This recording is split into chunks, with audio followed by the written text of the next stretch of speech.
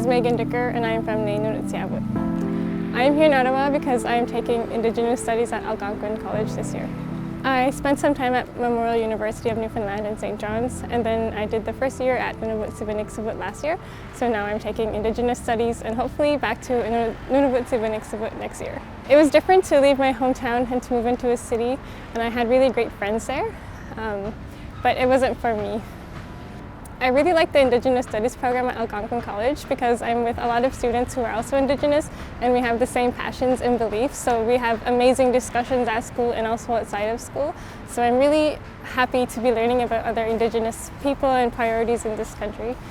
I chose to pursue post-secondary education because I want to serve my community after going to post-secondary, and if not in my own community, then I want to work in Inuit Nunangat. So I'm trying to equip myself with as much knowledge as I can and to make as many connections as I can that could help me in the North in the future.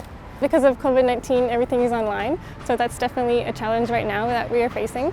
And I'm also in the South, but at the same time, I really found my niche here, so it's okay.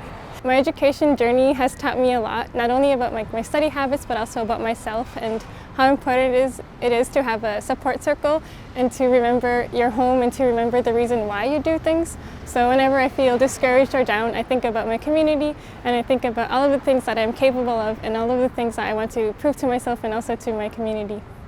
I think if you feel like it's the right time for you, I would encourage you to go ahead and do it. There are so many supports out there with either your regional government or with your community.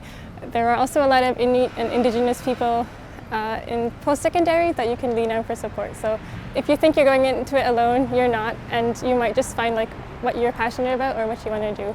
I just think of all of the women in my family and in my community because they're so strong and they work for what they want, and I always knew I wanted to pursue post-secondary education, so I took their gumption, I suppose, and applied that to my own life.